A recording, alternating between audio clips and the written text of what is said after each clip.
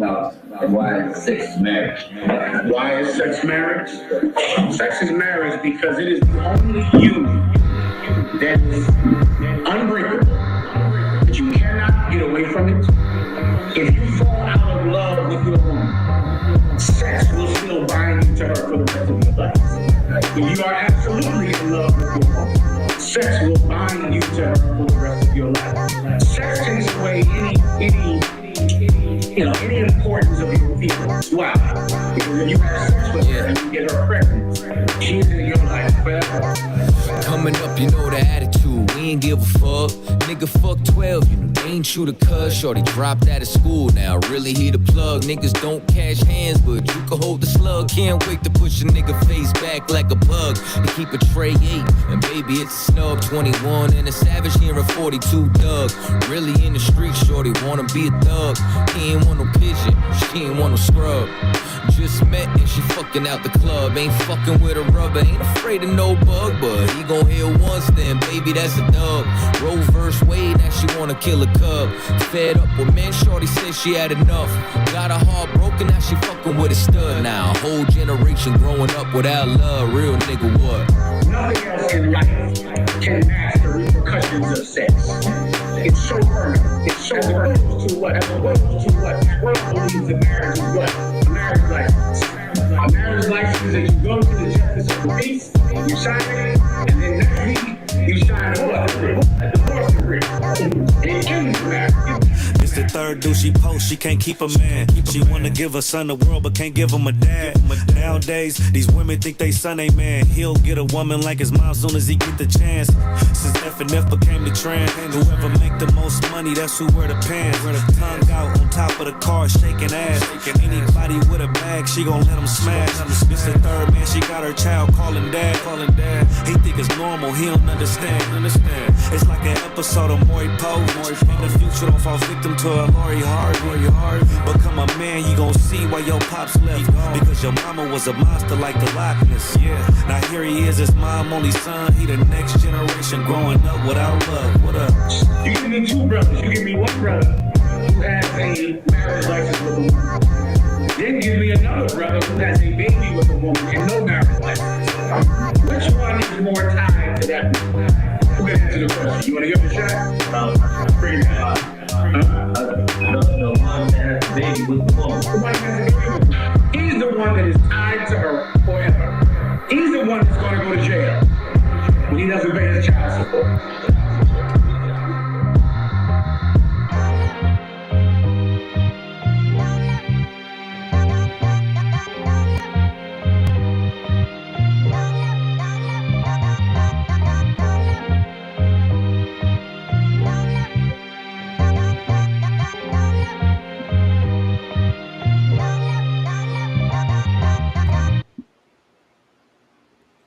All right.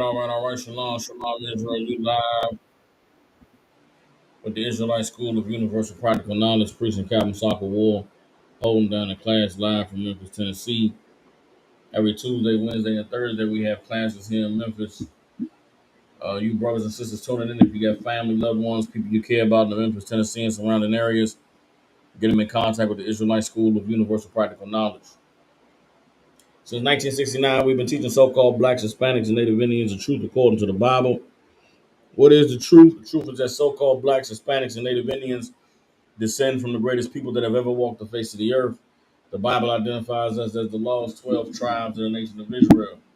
And in the year 2025, there is nothing more important than for God's chosen people to learn the truth of who we are, where we come from, and what our purpose is on this earth. So what we like to do with these classes is give brothers and sisters an opportunity to go into this book called the Bible to gain a knowledge, wisdom, and understanding that the Most High has placed inside of this book so that we can come back to being the people the Most High called us to be and reclaim our righteous place on the earth as kings, priests, princesses, and daughters of Zion.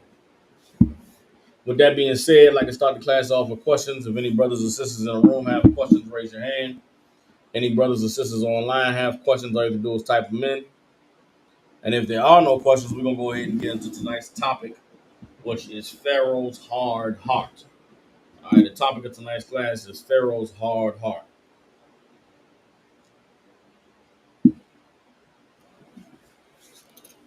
And where the topic of tonight's class is stemming from is we've been taking a look around the landscape of this society and this world that we're living in. And every passing day is becoming more and more apparent to me that all the things that we are witnessing take place here in America in this government, that we're witnessing take place overseas in different countries, like with Israel and what they're doing to the Palestinians. You know what I'm saying? There's wars being waged. There's, civil wars in Sudan. The people are starving and there's famines. I mean, there's all types of natural disasters and there's all manner of things that are going on the earth. And if you've been in the Israelite School of Universal Practical Knowledge and you've been learning and studying the Bible, you know that a lot of the conditions that exist on the earth today are conditions that the Lord said would be present in the time when Christ returned. But one of the things that's important to understand is that a major part of the prophecies concerning Christ's return center around the children of Israel and their treatment and their how they're viewed by the people that are on the earth in the days when Christ returned. One of the things that the Bible tells us is that the day when Christ returns and the deliverance that the children of Israel have out of this captivity are going to be similar to the deliverance that we had out of the captivity in Egypt. And if you understand the book of Exodus and understand what it is that Moses witnessed and saw among the children of Israel and their treatment by the Egyptians that caused him to go on a run and then caused him to have pity on Israel when the Lord came to him to tell him to go get his people, there was a great suffering that the children of Israel endured, you know what I'm saying, and suffered um, at the hands of the Egyptians. And the Bible says that the cry of Israel came up to the Lord, and the Lord saw their suffering and said that it was, that it had to come to an end. And that's why the Lord sent Moses to deliver the children of Israel. When you read in the book of Exodus, it talks about the treatment of the children of Israel. It talks about them having being in hard bondage and being made to work with rigor, and just the height of their suffering and their oppression that caused them to call out to God. And when you want to imagine what that must have been like for the children of Israel, living in a land, living in a place where for hundreds of years they were, sort of allowed to make a way for themselves and live their own life. You read about all of the things that Joseph did for the Egyptians and um, making sure that they had an empire and using the gifts the Lord gave him to prophesy about the 7 years of famine and the 7 years of plenteousness and all the things that Joseph did to establish Egypt as a great place for the Egyptian rulers to come up after him and forget about Joseph and forget about all the things that Israelites did to make Egypt a great place, then to go on the attack against Israel and make them slaves and give them hard bondage. You can imagine it must have been a culture shock. It must have been a horrible thing to see that this country that they had been a part of and helped build up and help make great suddenly one day turned its back on them and demonized them and enslaved them and forced them to work in hard bondage and treated them like they were lazy, like they were shiftless, like they were not great contributors to the society. And when you understand the context of where Egypt was in the days that the children of Israel were being oppressed, then you can look at America today and you look at the condition of blacks, Hispanics, and Native American Indians. You look at the present government that is in charge in America, the present regime under Donald Trump, and you look at all of the anti-immigration policies that he's putting in place, and you look at the ICE snatching people off the streets and deporting them to third world countries, putting people on our, concentration camps in the Florida Everglades. And you look at just you look at the they just passed a big beautiful bill. You look at the erosion of Medicare and Medicaid and you look at the tariffs that are affecting, many different industries in the country and costing people their jobs. You look at what they did with Doge and firing all of the federal workers. You look at the what they call it, the DIE or DEI, right? Diversity, equity, and inclusion. They getting rid of all of the, you know, the minority hires that they've made in these companies and these corporations. A clear message is being sent right now that America is trying to go back to its roots. And in America going back to its roots, the subjugation and the oppression of blacks, Hispanics, Native Indians, the poor, and the elderly is all accompanies that. And so what you're witnessing, what we all are witnessing right now taking place in America is what we witnessed, is what was witnessed in the Bible during the days of the Exodus when the Lord hardened Pharaoh's heart. And if we can understand the conditions that the children of Israel were in prior to Moses coming to deliver them, then you can look at America today and say that the children of God find themselves in a very similar condition. All right, so that's what we're gonna go into with tonight's class: the hardening of Pharaoh's heart. I got a brother come a wall Ya'ala out of St. Louis. Say most High, okay, 2 years. Most High in Christ, brother. I appreciate you for that. I just do what the Lord, put me here to do. All right. He said they got a question on 1 John 2:8 and what it meant when it says the new commandment. All right. Let's get 1 John chapter 2, verse 8, so I can answer the brother's question. Put the question up there for everybody to see. Brother got a question in 1 John chapter 2, verse 8. Let's go ahead and get it.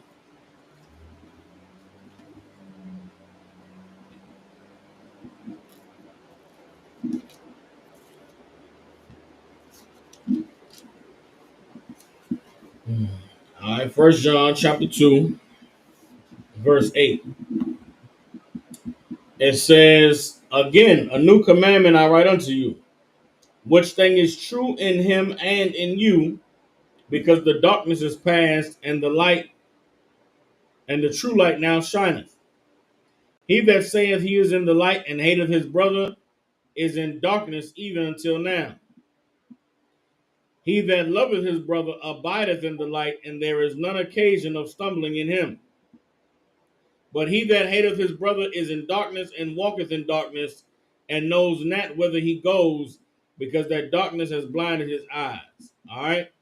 So your question is the new commandment that he's speaking about is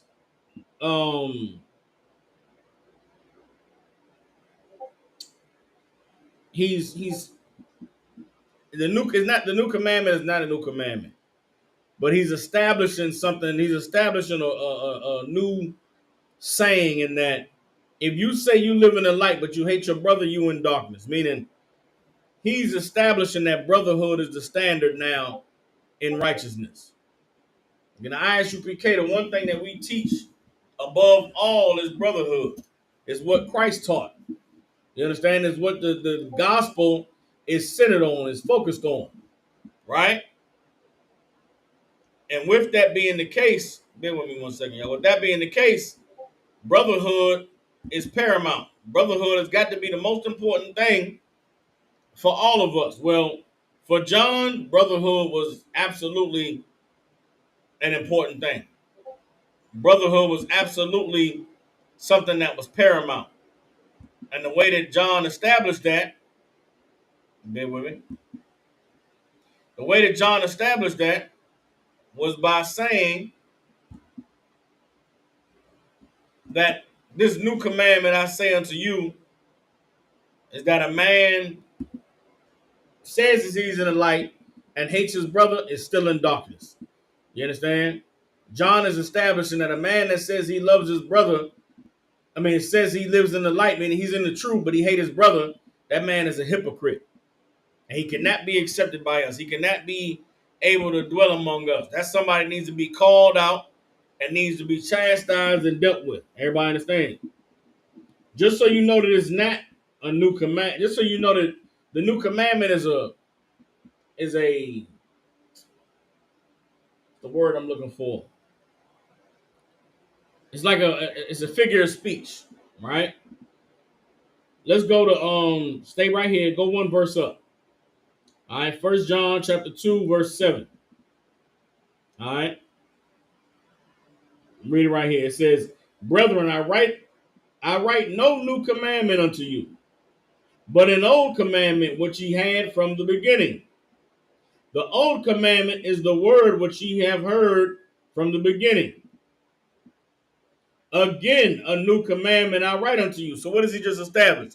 He just established that this commandment I'm about to give you is not new. This is an old commandment from the beginning, but I'm reasserting it. I'm reestablishing it. You understand? He's letting you know that this ain't something he came up with. He didn't make this new commandment up. This is a commandment that's been, it's an old commandment from the beginning. What is that commandment? Let's read verse 8 now. Again, a new commandment I write unto you, which thing is true in him and in you, because the darkness is past and the true light now shineth. What is the darkness that's past? The darkness that passed is our confusion about the law, our inability to live righteously. That was the darkness. That darkness is gone. Now the true light is here. What is the true light? The teachings of Christ, the brotherhood, the love for your brother, treating your brother how you would want to be treated, loving the Most High and keeping His commandments. All of these things is the true light that's shining now. Verse 9. He that saith he is in the light and hates his brother is in darkness even until now. That's the new commandment, which is not a new commandment. Anybody that says they in the light, meaning they in the truth, they in the body of Christ, but you hate your brother, you still in the world. You're still in darkness. You're still lost. Verse 10. He that loveth his brother abides in the light. You see that? You love your brother, you live in the light. That's not a new commandment. That's the old commandment. Love your brother as thyself. Love the Lord with all your heart, your might, and your soul. That's the old commandment that is a new commandment that he's given. You understand? Keep reading. Verse 10. He that loveth his brother abideth in the light, and there is none occasion of stumbling in him. Meaning what? You can't be in the light and sometimes hate your brother. Sometimes violate your brother. Sometimes have sex with his woman. Sometimes give dope to his kids and rob from them. Nah, you're not in the light. You still in the darkness. John is reasserting the old commandment, which is to love your brother as you love yourself, by giving it this context. By saying that if you say you in the light, but you hate your brother, you a hypocrite. You ain't serving the Lord. You ain't doing what you're supposed to be doing. You understand? John is making it clear that now that we have the light, there's no room for brothers to be disrespecting each other. There's no room for brothers to be hating each other.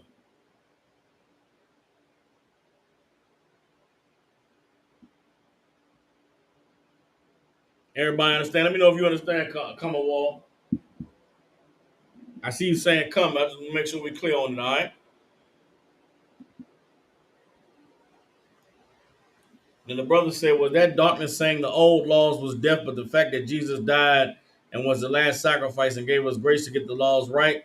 Nah, it's not that complicated. You're making it way more complicated, Doc. It's very simple. You understand the context I just gave you. That's the light. The light is, there's no more confusion about how to be brothers. There's no more confusion about how to live righteously. There's no more confusion about how to deal with one another because Christ came and set the example. Christ came and taught us brotherhood. Christ came and taught us that, Christ came and said, y'all resist not evil. If somebody hits you on one cheek, turn the other cheek. Christ taught us how to be brothers. He said he understand. Most High in Christ. All right, any other questions? There's no other questions. Let's go ahead, man, and get into the book of Exodus, all right? Again, the topic of tonight's class is Pharaoh's hard heart. All right. Why is it? Okay, I forgot. That's what happened. Pharaoh's hard heart. It's the topic of tonight's class. Um, let's see.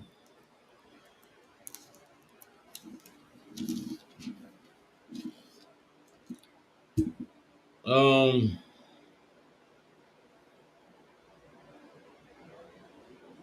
hmm. Okay, understand this, right? When you read about Pharaoh and the bondage of the children of Israel in the book of Exodus, because of growing up, I grew up watching the Ten Commandments movie with Charlton Heston, right? And then after the Ten Commandments movie with Charlton Heston, I grew up watching, you know, Disney movies, The Prince of Egypt, where they showed, the Disney version of the book of Exodus. And because of that, it's easy to allow your mind to go to a place that is Egypt, where everybody is, constantly being whipped and in chains and being starved to death. And, is they forced at the penalty of death to, do this work and be a slave, when the reality of the condition the children of Israel were in the land of Egypt is very similar to how blacks and Hispanics are in America today. The bondage that we experienced in Egypt was not slavery in the South, right? It wasn't in chains, getting your back whipped, you can't move around, can't go nowhere slavery. It was an economic slavery. It was a slavery of, if you want to eat, if you want a roof over your head, if you want a place to stay, if you want to be able to pay your bills, you've got to work to make money. It's the simplest way I could put it. Egypt was a place that is like America today. There are no, there is no social welfare. If you want to live anywhere, you got to work. You got to work and make money so that you can pay your bills, pay pay your rent, pay for your clothes to dress you and your kids, pay for your water and your food. And if you don't go to work, there's no food stamps that's gonna help you get food. If you don't go to work, there's no Medicare that's gonna cover your medical bills. If you don't go to work, there's no Medicaid that's gonna pay for your treatment if you get sick.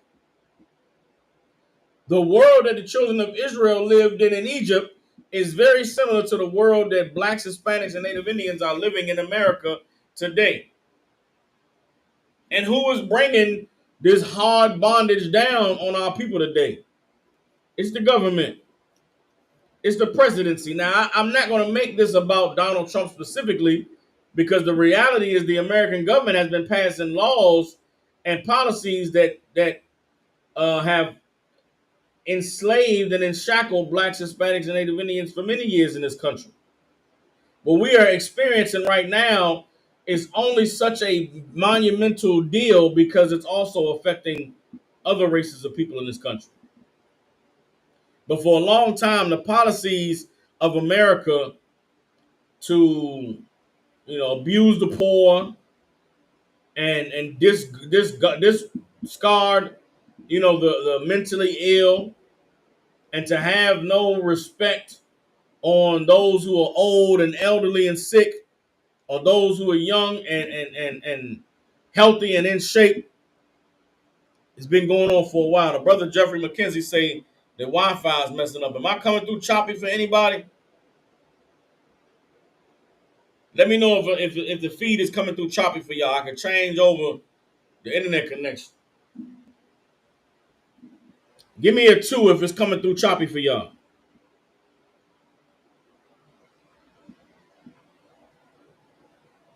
Give me a 2 if the internet coming through choppy for y'all. Give me a 1 if it's clear. If it's not choppy. 2 if it's choppy, or 1 if it's clear. Okay, Most High Christ. Shout out to Tawab. All right. Let's read in the book of Exodus about the time that preceded Moses coming to deliver the children of Israel out of Egypt. Let's read about the conditions of the Egyptians and their view and perspective towards the children of Israel. All right. This is Exodus chapter 1, and we will go down to verse 8. All right.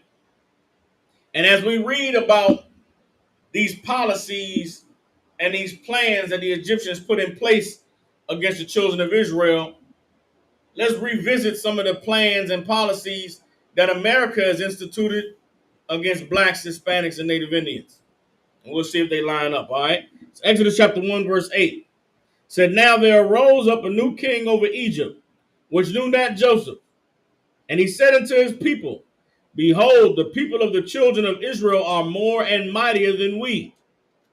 Come on, let us deal wisely with them, lest they multiply, and it come to pass that when there falleth out any war, they join also unto our enemies and fight against us, and so get them up out the land. So what was happening? The children of Israel were growing and multiplying. The new king rose up over Egypt that didn't respect Joseph, didn't know about Joseph, didn't care about the contributions the Israelites had made to Egyptian society and culture. And he looked and said, man, these people are more and mightier than we. They bigger, they stronger, they're united. We have got to deal wisely with them so that we don't have the threat of them overthrowing us if an enemy rises up and they side with the enemy. This is exactly what happened in America during the days of the 60s and the 70s with the rise of COINTELPRO and the Federal Bureau of Investigations and J. Edgar Hoover. There was a time in this country as America, after World War II, became a great empire where other powers on the earth were rising up. And the greatest threat to the power that America had secured in the world after World War II was the threat of the unification of black and Hispanic and Native Indian people in this country. You go back to the Nixon administration. Nixon had an advisor named Ehrlichman. And there's been confidential files that have been redacted and uncovered where Ehrlichman said in the late 60s and the early 70s that we have got to find a way to demonize these black people and these hippies, or they may join together and overthrow us. Do you know what black people and hippies would be called today? 50 years ago, they were Negroes, right? They were hippies, they were brown, they were wetbacks. Today, those same powers that be looks at those people and calls them liberal. The threat right now to making America great again is liberalism. Now, liberalism is not righteous. Liberalism is not on the side of God. Neither is conservatism. Neither MAGA or the liberals are on the side of God. Both of them are on the devil's side, right? But it's two different sides. Well, during the 60s and 70s, the plan that the government concocted against the liberals was to demonize black people with drugs, flood their communities with crack cocaine and with heroin, make their music about unaliving each other and about gang banging and about prostituting their women. At the same time, they flooded drugs into the hippie community and destroyed those people. That is exactly what we read in Exodus 1 and 10, where it says, come on, let us deal wisely with them, lest they multiply. How did America stop blacks and Hispanics from multiplying? During that same time they were flooding our communities with drugs, they passed Roe v. Wade, which established the right for a woman to abort her baby in the 70s. So you had abortion coupled with the war on drugs. Later on, Bill Clinton became president. They passed the 3 strikes law. 3 felonies, you go to jail for the rest of your life. That was America dealing wisely with the children of God.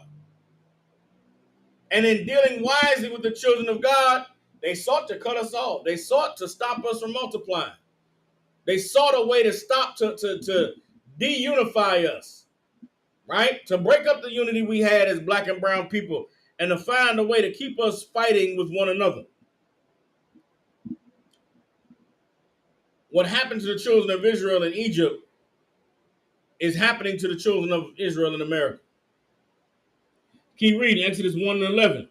Therefore they did set over them taskmasters to afflict them with their burdens. And they built for Pharaoh treasure cities, Pithom and Ramses. You understand? How it said they set over them taskmasters to afflict them. Who were the taskmasters that were set over black and Hispanic people in America? It's your so-called leaders. Your Reverend Al Sharpton and your Jesse Jackson, your T.D. Jakes, you understand? Your Martin Luther King. These were men who were set over black people to teach them how they should go, teach them how they should live. Martin Luther King did a great evil to God's people by teaching them that they should join their oppressor. Did a great evil that set us back for generations by teaching us that we should go along to get along. We should suffer whatever indignities that the white man put on us just so we could have a seat at their table. The Civil Rights Bill that was passed in 1969, was it 69 or 65? I believe it was 69. The Civil Rights Bill that was passed in 1969 and gave black people the right to vote was the beginning of the end of the strength of the black community in America.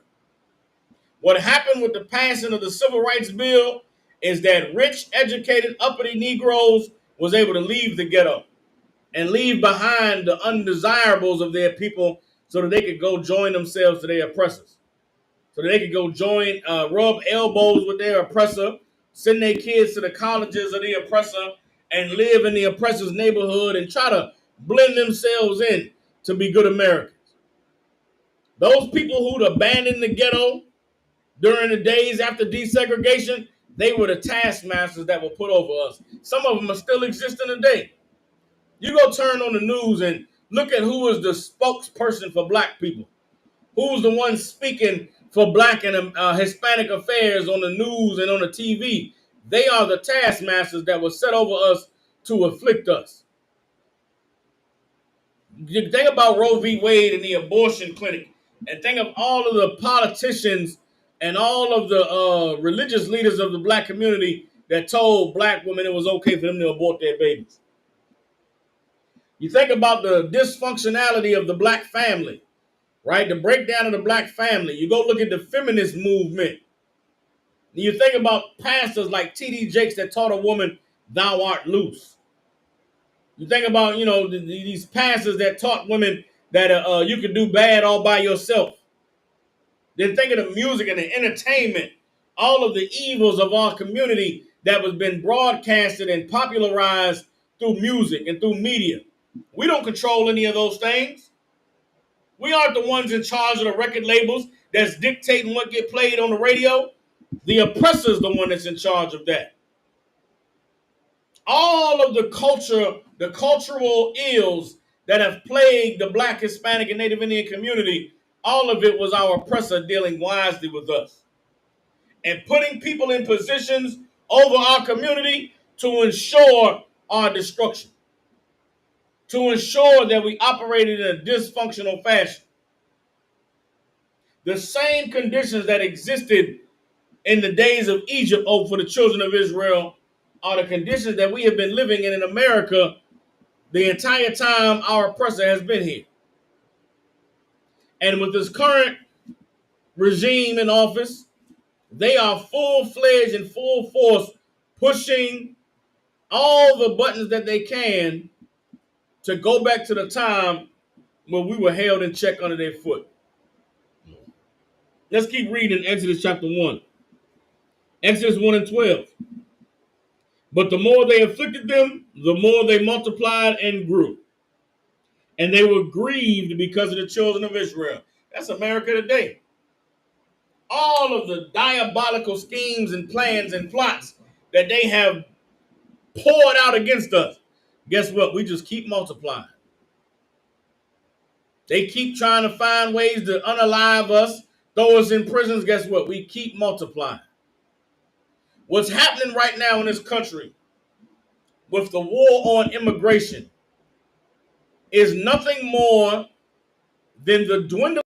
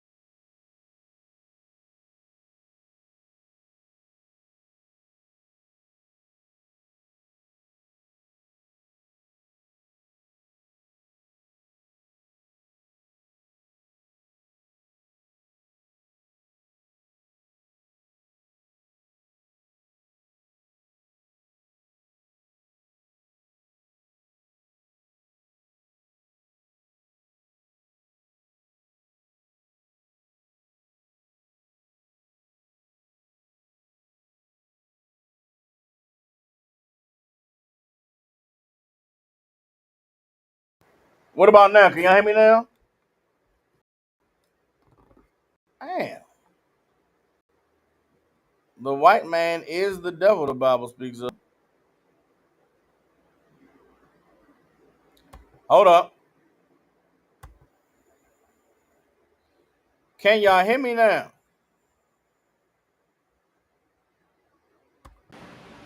Can y'all hear me now? 1, 2, 1, 2. Give me a one if you can hear me. Give me a one if you can hear me. Okay, all right. Does it sound normal or does it sound distorted? 'Cause I think I might have banged my hand on the table, I might have unplugged the microphone.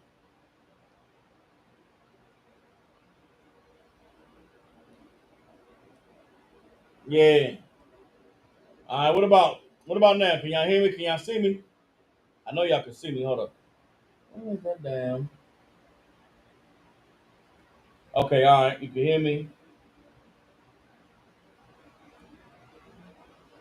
All right, y'all can hear me and see me. Is sound coming through clear? Right now, our oppressor knows that they are not having children at the rate that we are.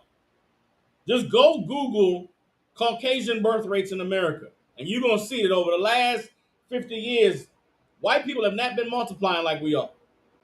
And there is a great crisis that is they are on the verge of an unimaginable crisis with their dwindling birth rates and with a lot of their elderly people reaching a certain age.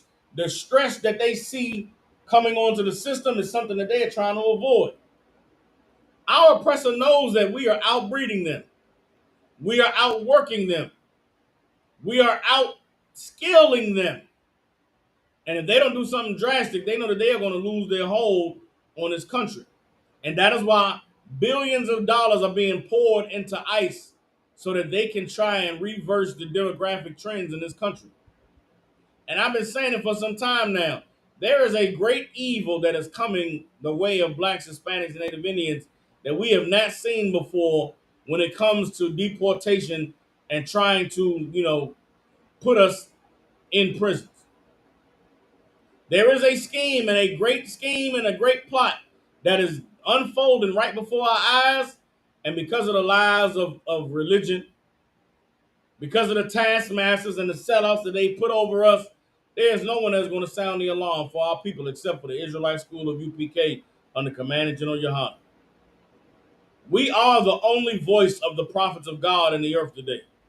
We are the only voice of the prophet Moses that is in the earth today to speak against the oppression, to speak against the evil that has been designed against God's people.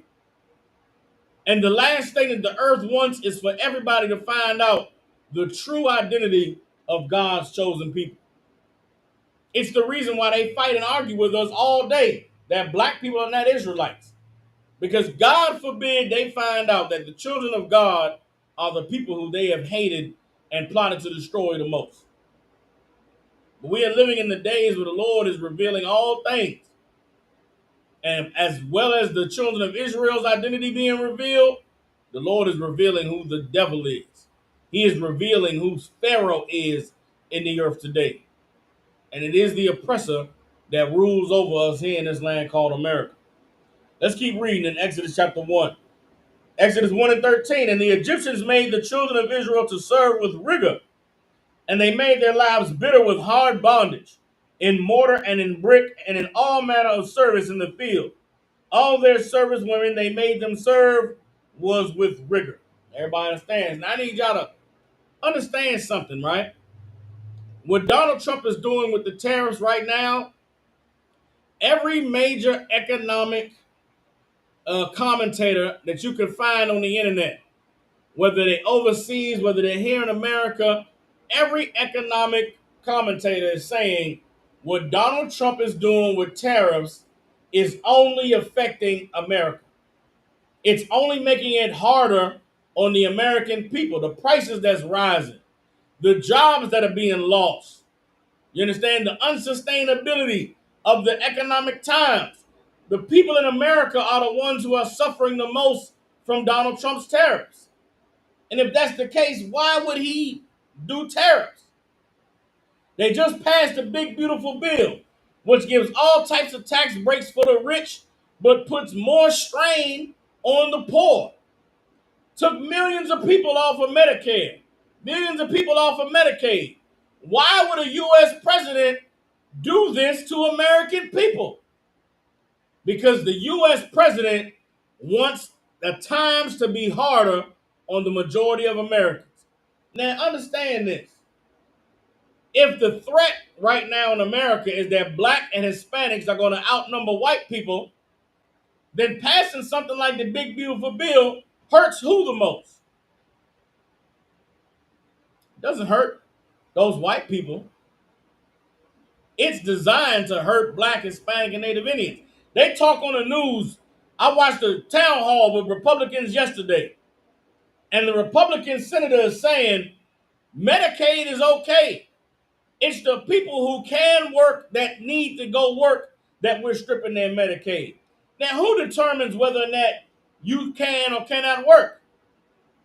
There's a department in the government called the Social Security Administration that determines disability. Who runs the Social Security Administration? Who's looking over the paperwork and checking to find out if you're disabled or not?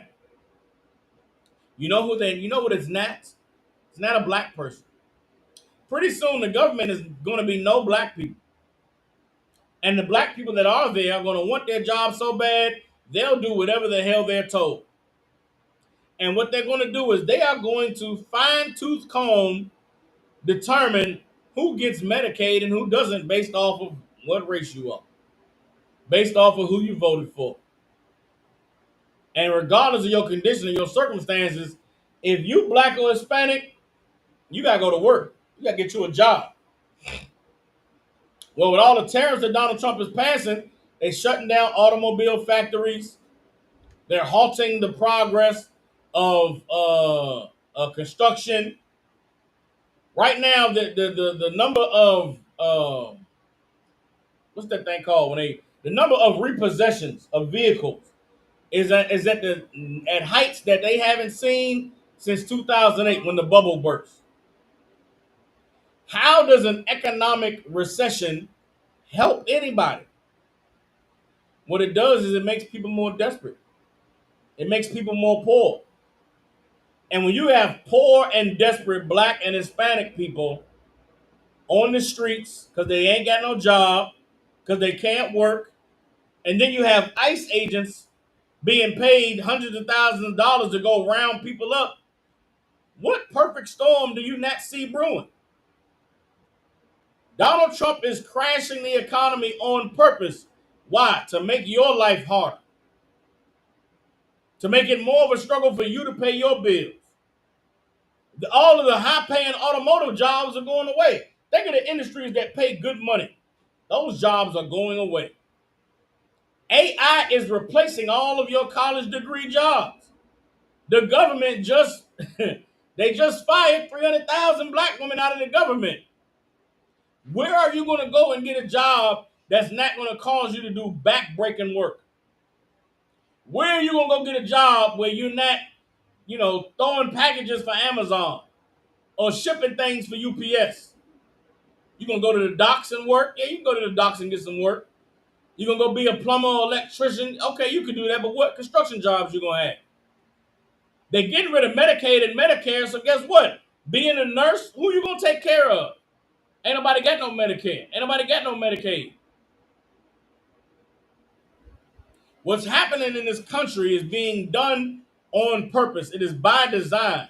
They are crashing and tanking the system, praying and hoping that people resort to what they usually resort to when they're poor, when they're broke, when they're down and out. Be on the lookout for a new drug that's going to get you more higher than high than you've ever been in your life. Be on the lookout for a new drug that's worse than cocaine, worse than methamphetamines, worse than what's the one they fentanyl. There's about to be some new drug that's going to be the thing everybody turns to when they're poor and broke and they can't go to work. And when you go to sell that drug, here comes ICE to take you to, alligator Alcatraz, or to ship you to South Sudan, or to ship you to, El Salvador or Argentina. We are living in the days of the hardening of Pharaoh's heart, and Donald Trump was born to play this role. Let's drop that. Let's drop from Exodus chapter 1. All right, we read from Exodus 1 and 8 down to 14. Bear with me.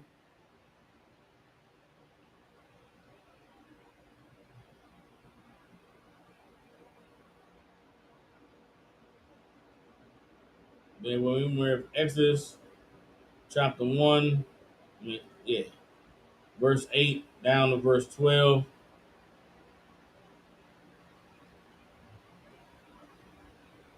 I'm going to down to verse 14. It's a lot. All right. I'm going to drop there. We kept reading in Exodus, the first chapter. We would read about Planned Parenthood and the abortion clinics.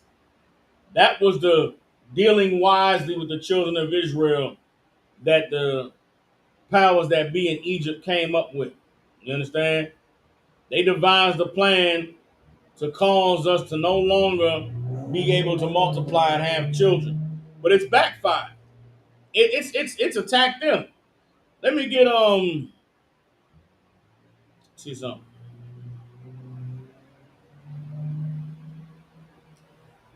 Let's get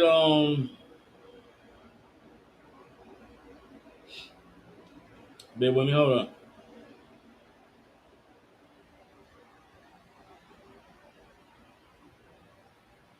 Because the Lord said, hold on.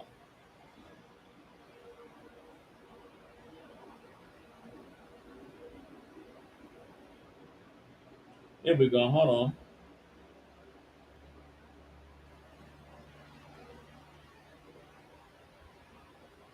Bear with me, y'all. Bear with me.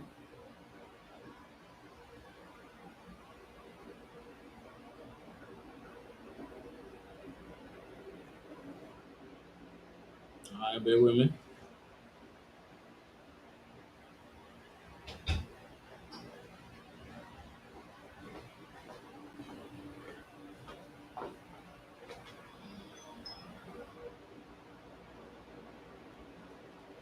All right, let's get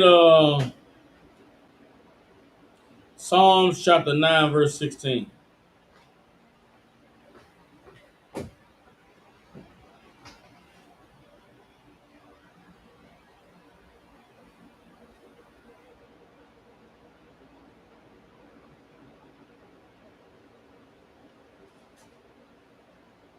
This is a word against not only America, but all the powers that be on the earth that would seek to see black and Hispanic people suffer, seek to see us destroyed and forgotten, and to go away from our position of prominence on the earth.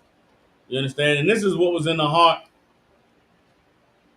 This is the response that the Lord gave to Pharaoh and Egypt and all of their dealing wisely with the children of Israel. All right.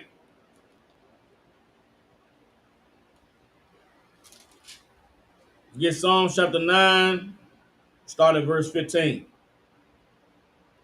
It says, the heathen are sunk down in the pit that they made. In the net which they hid, there is their own foot taken. You understand? The CIA and the FBI and COINTELPRO passed laws and brought drugs into the country to destroy the black and Hispanic community. Roe v. Wade was passed to encourage black and Hispanic women to abort their children, to stop the generations of their people from multiplying in the earth. Here we are today in 2025, and the Caucasian birth rates are dwindling. They can't have children. You understand? They not making enough babies to be able to compete with the demographics of God's people in this planet. I mean, in this country. They thought that making abortion legal was going to hurt us, but instead it's hurt them. Feminism was enacted and encouraged to cause dysfunction in the black and Hispanic household, to stop the black man and the black woman from coming together and having families. Guess what? Feminism also made all white women want to go to work. That DEI, that they reversing DEI, is more about getting white women to have to go back home than anything else. We look at it like the reversal of DEI was to punish the black community, punish our people. No. The most people that suffered from the reversal of DEI hires was white women. The white man wants their women back in their place, at home, making biscuits, butt naked, making babies. How can they do that with all of the ambition that these white women have? All of the college education and the enlightenment and the liberalism. These white women don't want to be married and shackled down. They want to be liberated and be free. Donald Trump said, take them bitches' jobs away. I bet you they go find them a man. Make it so that they can't live good on their own. I bet you they go and find them a man to get up under. And what they going to do when they with that man? They're going to have sex and make babies. How do you reverse the birth rate crisis among the white community? You force white men and white women to come together. How do you force white men and white women to come together? Take away the white woman's job. Make the white woman have to depend on the white man. Give the white man an ICE job to lock niggas up. Give the white woman no job so she stay at home with the kids. Now, guess what? You got white numbers on the rise again. This is the game that's being played right before our face.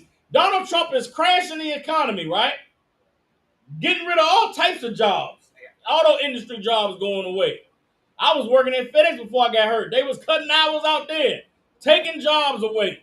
General Motors got plants shutting down all across the country because of the tariffs. Well, what happens when all these white men ain't got no jobs? Don't worry, ICE will hire you. ICE gonna give you a job. And you know what you gotta go do when you work for ICE? Go lock up niggas and Hispanics. Ship them out the country. So now we're getting rid of Hispanics and and niggas, and you get to go home to your wife and make babies at night. That is the diabolical scheme that is taking place right before our eyes. They set a trap for us, but God said, you're going to get caught in the trap. You understand? Psalms 9 and 16. The Lord is known by the judgment which he executes. The wicked is snared in the work of his own hands. The wicked is going to be snared in the work of their own hands. You understand? They cutting Medicaid and Medicare, guess what? In the black and Hispanic community, we take care of our old elderly loved ones. We take care of the old people in our families. A lot of our older elderly people don't even go into a nursing home. You know who's going to suffer the most from Medicaid and Medicare cuts? White people. Because when that white man get, as soon as he's 57, if he ain't got no retirement plan, they sticking him in a home. Pops, you got to go. You got to get out of here, man. You can't just lay around here being all old and sick. White man will throw his father in a nursing home, throw his mother in a nursing home, quick. They trying to get rid of Medicare. You know what's gonna happen? They gonna get rid of Medicare and Medicaid, and black people gonna band together and take care of their elderly. We're gonna band together and take care of Big Mama and make sure she got her medicine, and somebody gonna stay at home and watch her all day. Make sure she don't fall. Make sure she do what she got to do and get what she need. The white man is gonna blow his brains out if he got to take care of that sick mama of his. We got to change those old nasty white diapers. He gonna beat his woman. He gonna rape his kids. He gonna be alcoholic. You understand? That's the judgment of the Lord. Psalms 9 and 17, the wicked shall be turned into hell, and all the nations that forget God. That is what the Lord is doing in this earth. But the Lord has to let them enact their evil policies. He has to let them put their plans in motion. He has to let them feel like they're gaining ground and making a little progress. Because then, once they're fully committed to their evil, then the Lord can punish them and they can't complain. The Lord can punish them and they cannot whine about it. You understand?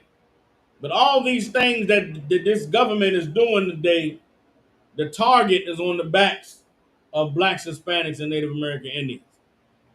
Let's drop that. The Lord warned us about the rise of these people.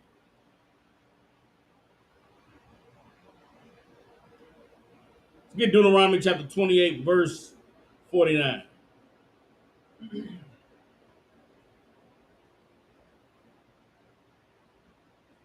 Deuteronomy 28 and 49.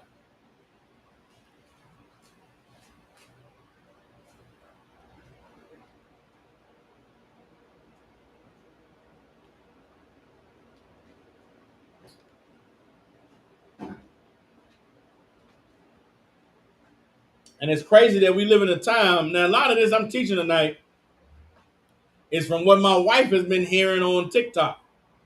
I watch the news every day. I watch all types of, I watch the economic news and I listen to economic forecasters and they give their perspective on what's taking place and why Donald Trump is doing these tariffs and how he's emboldening the rich and making the rich richer. He's cashing out in the dwindling days of the American empire, right? That's what the economists say.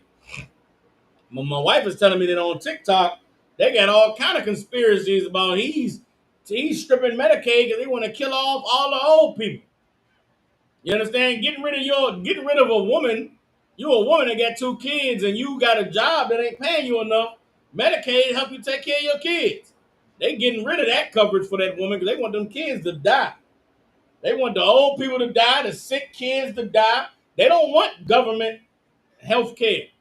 When government health care is the most common thing on the earth, America make you believe that the government making sure everybody gets their health care looked at is, that's communist. It's socialism. Everywhere on the planet, every civilized nation on earth, medical coverage is free. You get cancer, you break a leg, your kid get chicken pox, the government pays for it because what government wants people dying? Only in America. Only in America. You get sick and you ain't got no money, you got to die. And they know that, which is why they passed the big, beautiful bill to cut Medicaid coverage for millions of people. You sick? Oh, well, guess you got to die. Broke an arm and can't work? Oh, well, guess you got to die. You need life-saving treatment to, repair your kidney. You ain't got the money to pay for it? Oh, guess you got to die. They are trying to free up room on the planet. They are trying. This is depopulation right before your eyes. Y'all thought they was going to depopulate you with the COVID vaccine, didn't you? You thought that they was going to jab you with that COVID, you was going to die or not be able to have kids. Hell, some people did die. I ain't taking away from that. They jabbed you with that COVID shot. Some people died. You understand? All types of rubber in their bloodstream and all types of clots all over their body. They never seen it before. It was the COVID vaccine. Y'all was scared about that. You didn't think that they would just say, well, we ain't got to jab you with nothing. We'll just take away all your money. We'll take away your ability to pay for medical coverage so you'll just die. Now, those of you, listen, if you righteous and serve the Lord, you wouldn't get that COVID vaccine, the Lord is with you. The Bible says that no weapon formed against you shall prosper. So if you was obeying the Lord, you ain't had nothing to worry about getting that COVID vaccine. There's a lot of people that was not serving the Lord. They wouldn't get that COVID vaccine and it clotted their blood and they died a horrible, nasty death. A lot of people. All of those conditions, you got a dwindling, what's they call it? What's the part of your body that fight diseases? Immune system. You had a bad immune system. You was overweight. You smoked. You did drugs. All of that goes against God. You understand? You was living a unlawful lifestyle, eating pork and shrimp and crabs and all them seafood boils, and not working out, taking care of your body. You smoking, getting high, popping pills, getting drunk every day, not obeying the Lord. Guess what? COVID vaccine killed a lot of people. And they never going to tell you that it was the vaccine. The vaccine did it. Well, what's the difference between the people that died from the vaccine and the people that got the vaccine and nothing happened to them? The Lord showed favor to those who nothing happened to them. You understand? Y'all was scared of the COVID vaccine. Donald Trump and the Republicans came through and said, you ain't got to be scared of nothing. We'll give you no vaccines at all. John Kennedy is the head of the health department. No vaccines at all. So guess what? Polio about to come back. Tuberculosis. What's the shit if you step on a rusty nail? Gangrene. No. Gangrene is that's after the shit set in for a while. But it's something you get. Rusty nail, hepatitis. You finna get all that in America. It's finna run wild. Why would they take vaccines away? Because they want people to die. That's just it.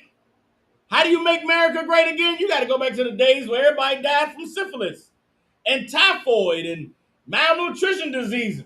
I remember when I was young, there was a game called Oregon Trail. Oregon Trail was one of them first computer games. And it was like, you play Oregon Trail and you trying to get from New York City to Oregon. And along the trail, all types of shit happen. You don't go out there and hunt and get them deers. Your family don't eat. They get dysentery. You understand? They dehydrated. You die on the Oregon Trail. America want to go back to that. You ain't got no money for your medical bills? I guess you got to die.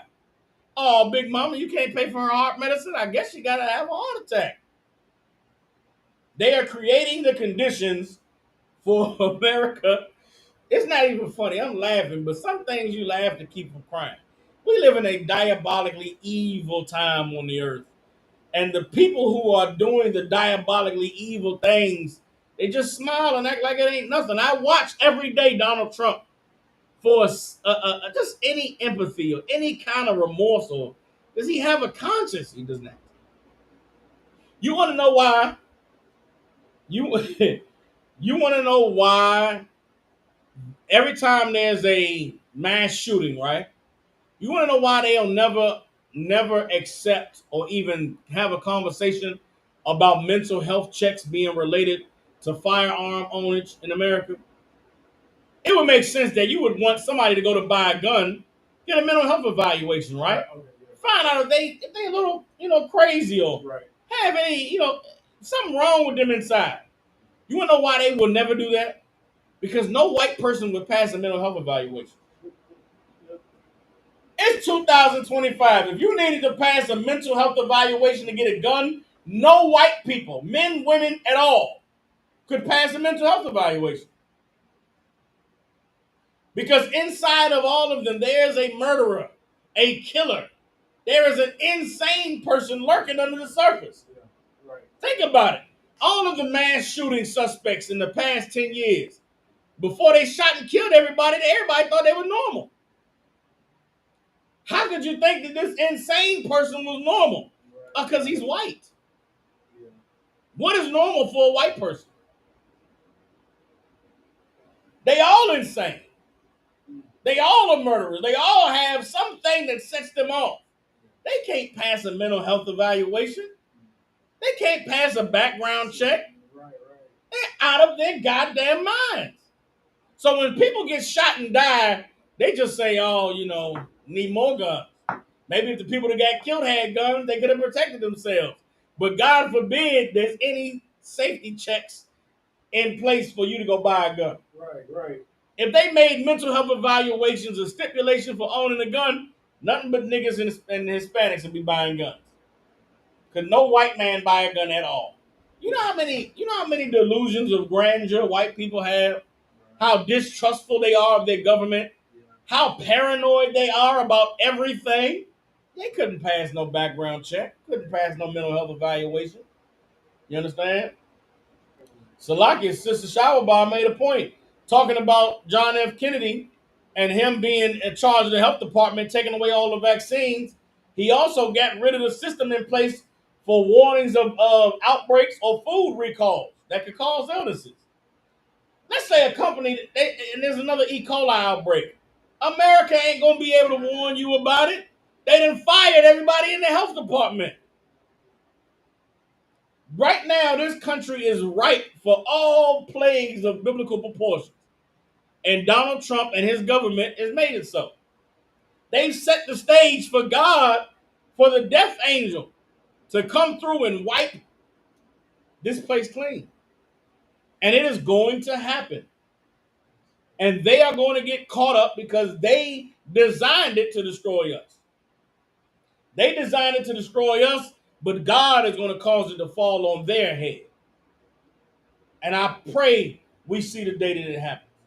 I pray the Lord destroy them and all the evil that they've plotted against us, man. Let's get Deuteronomy 28 and 49.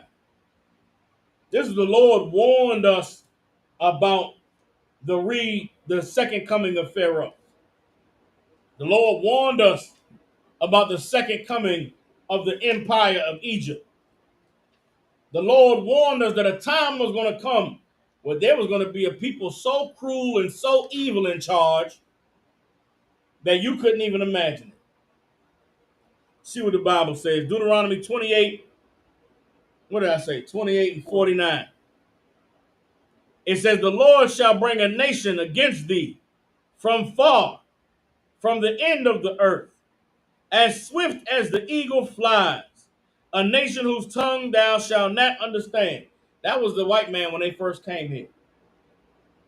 When we first encountered the Caucasian race, they were people from the other end of the earth.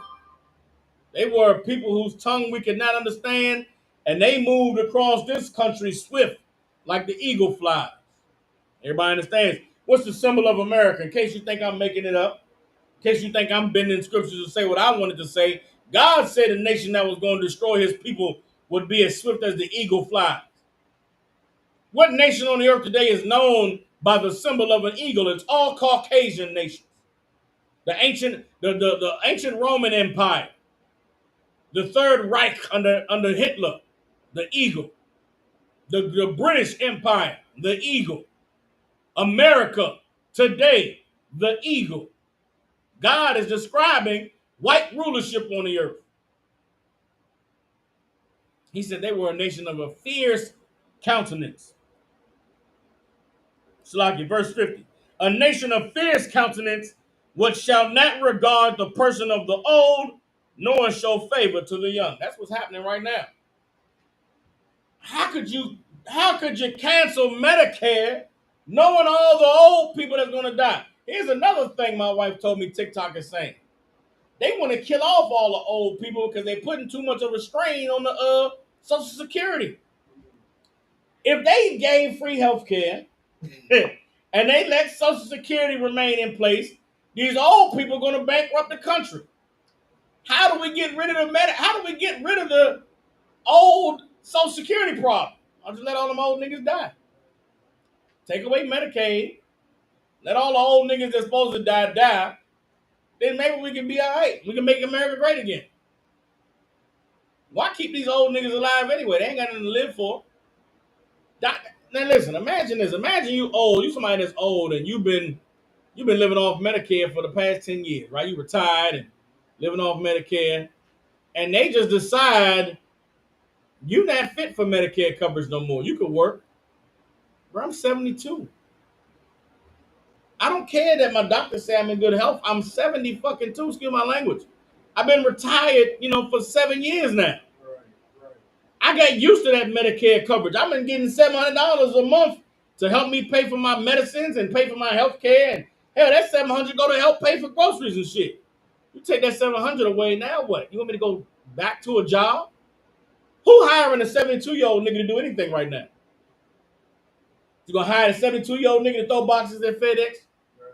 You gonna hire him to work at the daycare, or what? You gonna hire him to be at the grocery store, at the damn cashier register? They phasing out those jobs with automatic registers. Them jobs that old people used to do don't exist no more. You take an old person's medical coverage away, they're gonna die. Guess what? They don't give a damn. Fuck them old people. Excuse my language. On the internet they say fuck them kids. Fuck them old people. They don't care. You understand? The sister said, "What do Trump think he'll live forever?" Trump know he about to die. Trump and everybody in his cabinet, that nigga, he's got dementia. Trump is dying. His veins is exploding. His legs are swelling up. He got water on his legs. Trump is going to die any day now. Understand this, sis. This might be hard for you to understand. White people never do things for their lifetime. One thing I will give the white man credit for is they sacrifice their lives and they make sacrifices for future generations. George Washington and all of them that fought, and George Washington crossed the Delaware River in the middle of the fucking frozen winter time to go fight the British. Right? And they did all that stuff they did. All of them, George Washington and John Quincy Adams and Benjamin Franklin, all of them cats did what they was doing in the 1600s for 2020. They made sacrifices for 400 years later. Donald Trump right now wants to die knowing he did his best to put niggas back in their place.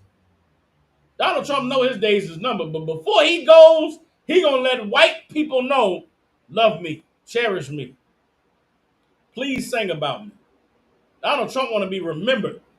And you know how he gonna be remembered? He gonna be remembered because he gave 1 million white men jobs to be in ICE, to go lock niggas and Hispanics up and throw them back in cages. And that's really all they want to do. They just want to have a little power. Poor white men don't care about being poor. They love being poor. They just want to be better than niggas. And how do you let a poor white person be better than a nigga? Give him a job where he can go lock niggas up. Give him a job where he can go hunt down Hispanics. Throw them in prison. You understand? Sister Shawban said Trump is just a pawn in the game. You right, sis. Not only is he a pawn in the game, but he's just a figurehead. You look at Donald Trump and you say, oh, he's evil. But before Donald Trump got elected, there was a whole fucking manifesto they put out called Project 2020. Project 2020, Donald Trump ain't write that shit. Excuse my language. White people have been feeling this for a long time. White people have been waiting for the chance to do this for a long time. And you know what they know? They know there's going to be some casualties. They know they're going to lose some old people. Them young white people know grandma and granddaddy got to die. They live a full life, man. We can't save everybody. But if we're going to make a world for our kids to rule and our kids' kids to rule, old niggas got to die. We've got to get rid of these Hispanics. There's too many of them. They're going to outnumber us. We got to find some way to get them back to their country. That's all they care about. We're not having enough children. We got to get these women back home.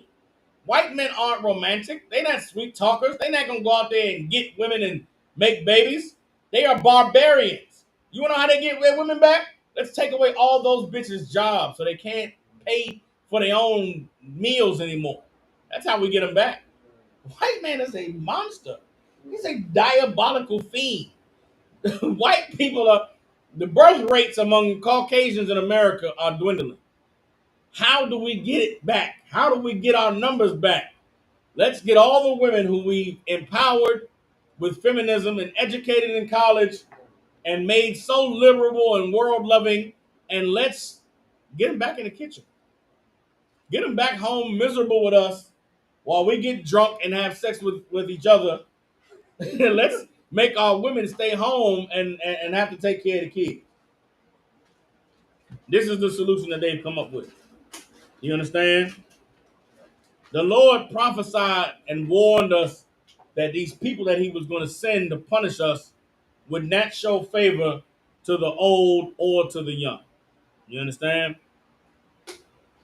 Let's drop that.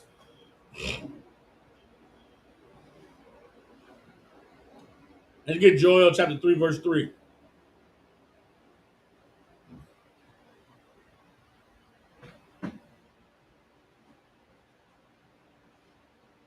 Joel chapter 3, we're going to start at verse 1.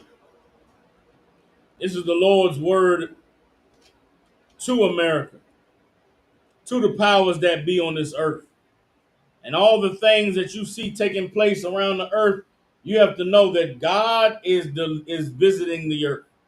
All these natural disasters and all of these, you know, wild circumstances of floods popping up and earthquakes in the Pacific Ocean and fires raging in the Grand Canyon. All of these things are happening simultaneously, not by coincidence. All of these things are happening simultaneously because the Lord is visiting the earth. And in his visiting the earth, he wants everybody to be reminded of the evil that was done to his children. Joel chapter 3, starting at verse 1, says, "For behold, in those days and in that time, when I shall bring again the captivity of Judah and Jerusalem, I will also gather all nations and will bring them down into the valley of Jehoshaphat and will plead with them there for my people and for my heritage Israel, whom they have scattered among the nations and parted my land." What is this talking about? You want to know why there's starvation in Gaza? You want to know why the Israelis are plaguing those people and doing evil to them? It's because the Lord is bringing everybody down into that valley.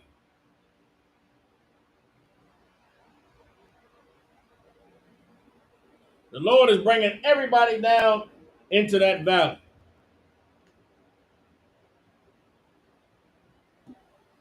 You understand? That's why those people got to suffer and starve in Gaza.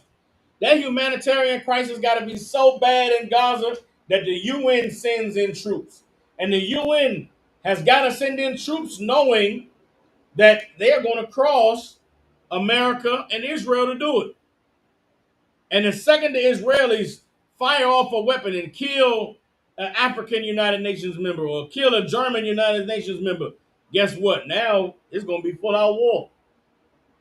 The Lord is reminding everybody of the evil they've done to his children, even while the evil continues to persist.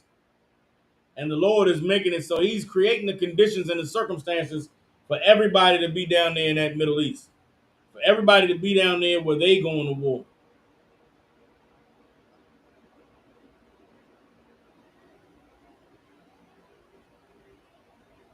You understand?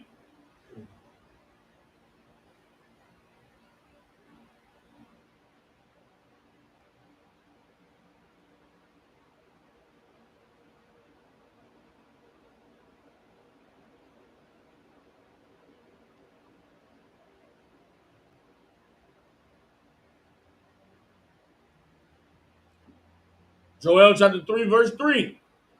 It says, "And they have cast lots for my people." What is a casting lots? That's gambling. Right now, that's what Donald Trump is doing with the tariffs. He's gambling. Gambling with the lives of God's people. Passing tariffs, doing all types of funny things with the money, trying to beg the Fed chairman to set the look. They jobs report came out the other day showing that in the last 2 months, America has lost like 300,000 jobs. Right, a lot of people losing their jobs. Right. Donald Trump got mad and fired the nigga in charge of the statistics. He didn't say, you know what, man, I messed up. My economy ain't doing what I thought it was going to do. You know, he didn't say, damn, you know, a lot of people lost their jobs. It's an unfortunate thing. He fired the person in charge of the numbers for bringing the numbers. What does that tell you?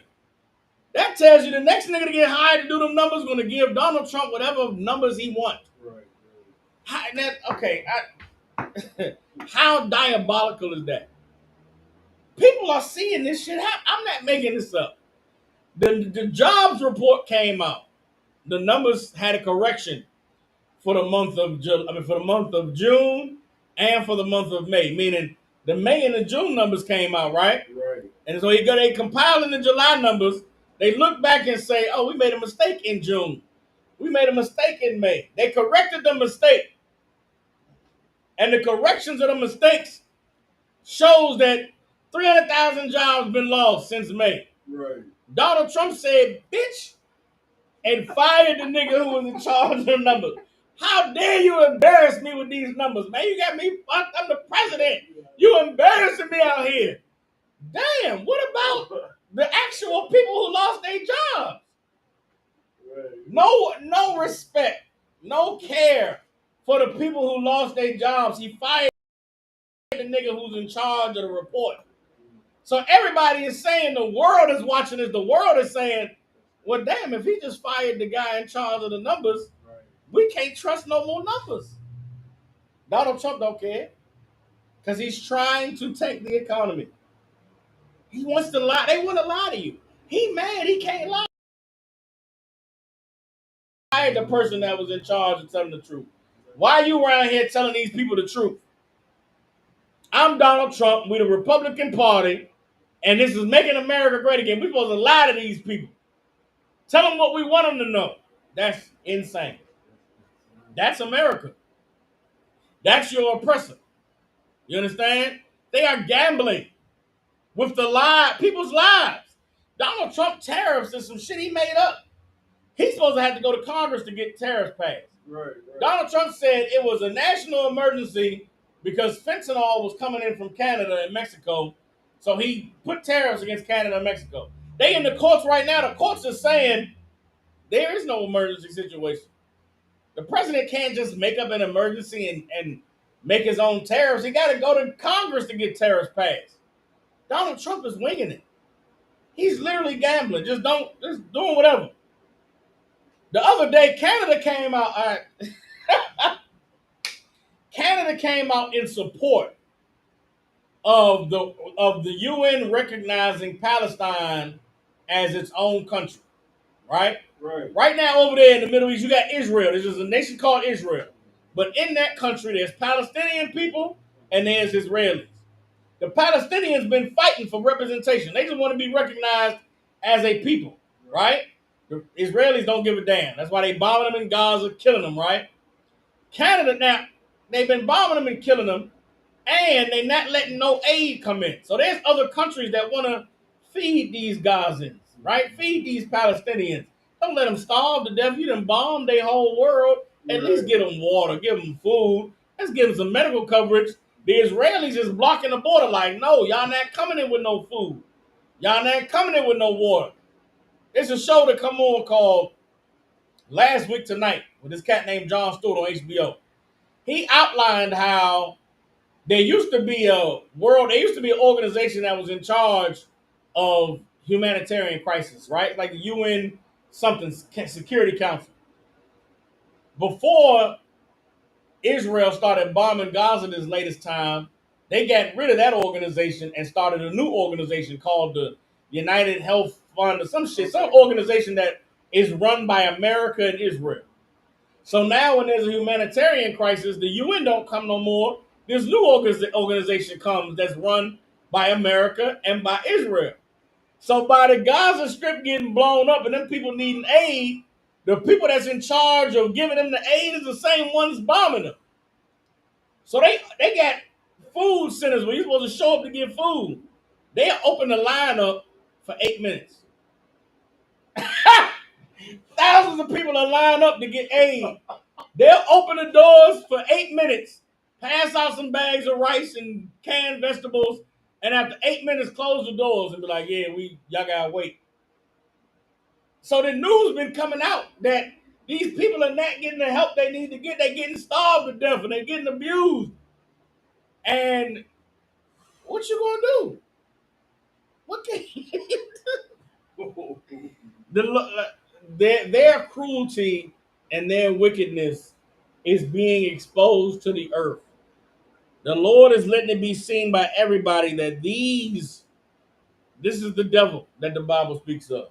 You understand? Oh no, Salaki, I missed my point. So that's what's been happening in Gaza, right? It's a horrible tragedy. It's a humanitarian crisis. Canada, the Prime Minister of Canada comes out and says what's happening in Israel is a travesty. What's happening to the Palestinians is wrong. I am in support of a Palestinian state, right? I'm in support that these people get recognized as their own country. Donald Trump got on Twitter and said what Canada just said was evil. Because of that, the tariffs is 30%. Like, nigga, you mad that they have an opinion about a humanitarian crisis?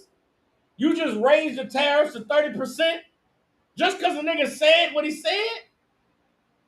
That's not how this supposed to work. That's not how the government is supposed to be run. You say some shit Donald Trump don't like, he just slap a tariff on your country.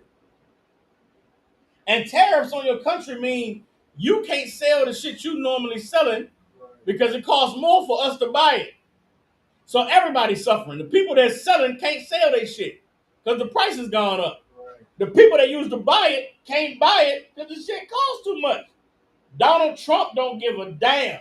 You gonna respect? It's funny. I remember when I was a kid, there was a show called South Park. And there was this fat kid named Cartman. And Cartman used to say, "You're gonna respect my authority. You're gonna respect my authority." That's Donald Trump, bro. Donald Trump is Cartman. Respect my authority. This is evil, man.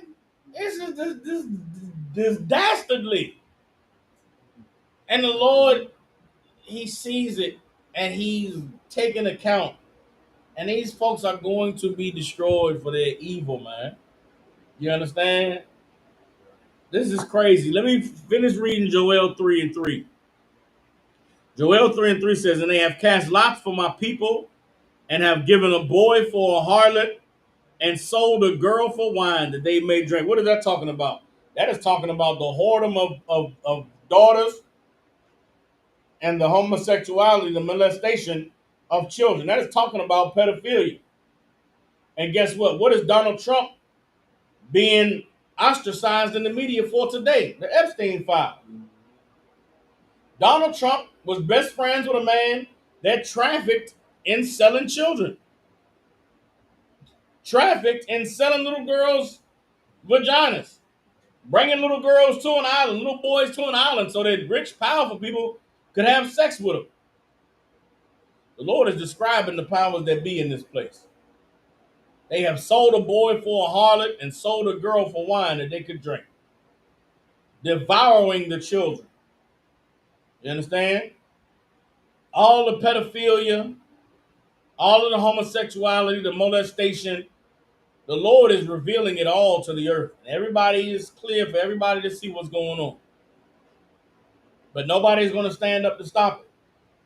Nobody has the power to get in the way of the devil being the devil. Right.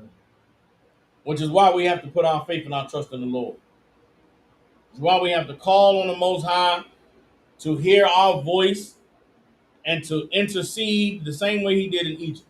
You understand?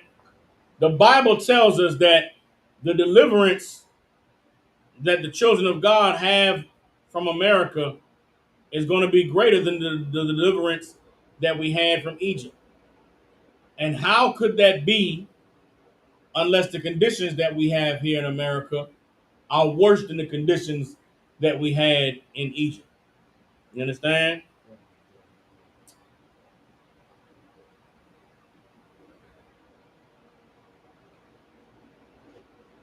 Let me get hold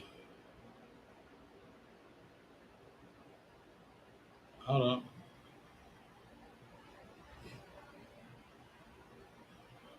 Hold on.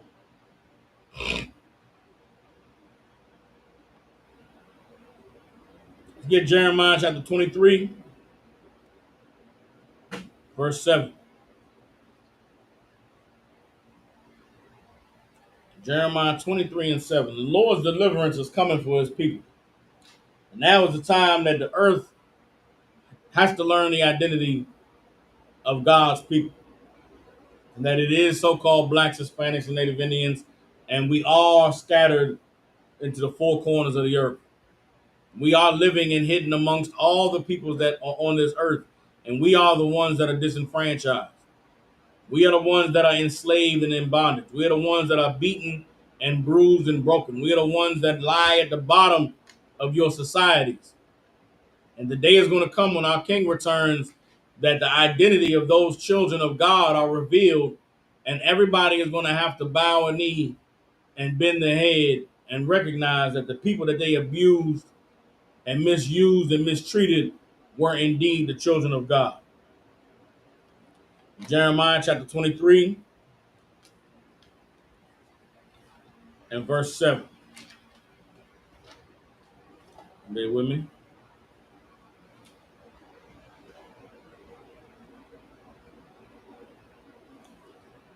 All right. Jeremiah 23 and 7 says, Therefore, behold, the days come, saith the Lord, that they shall no more say, The Lord liveth, which brought up the children of Israel out of the land of Egypt. The Lord bringing the children of Israel out of the land of Egypt is no more going to be remembered. That is not going to be the great deliverance that everybody talks about. It's not going to be the great freedom that everybody speaks of. Verse 8, But the Lord liveth, which brought up and which led the seed of the house of Israel out of the north country, and from all countries whither I have driven them, and they shall dwell in their own land. You understand? That north country during Jeremiah's day was Babylon. That north country today is North America. The same Babylon. There's a time coming where the deliverance of God's children out of North America is going to be greater than the deliverance of God's children out of Egypt. But in order for us to see that day, we must also accept that the times that we are in are just as cruel and evil as the times that we were in the land of Egypt. And if we stand strong and we learn the truth, we fight and push with all that we have within us to become who the Lord called us to be, then we'll be able to see that day. And with that, with the Israelite School of Universal Practical Knowledge out of 1 West 125th Street in Harlem, New York, since 1969, we have been teaching so-called blacks, Hispanics, and Native Indians the truth according to the Bible. What is the truth? The truth is that so-called blacks, Hispanics, and Native Indians descend from the greatest people that have ever walked the face of the earth. The Bible identifies us as the lost 12 tribes of the nation of Israel. And in the year 2025, there's nothing more important than for God's chosen people to learn the truth of who we are, where we come from, and what our purpose is on the earth. All you brothers and sisters tuning in, if you got family, loved ones, people you care about in the Memphis, Tennessee, and surrounding areas, get them in contact with the Israelite School of UPK. Go to ISUPK Memphis on Google. There's a number on there to contact the school if you need any help. We have a clothing drive coming up this Saturday here at the school, 3000 Walnut Grove Road, from 2 to 6 p.m. Again, we have a clothing drive from 2 to 6 p.m. You got family, loved ones, people you care about, send them through to us. With that, I'll see y'all for class tomorrow. Israel Shalom.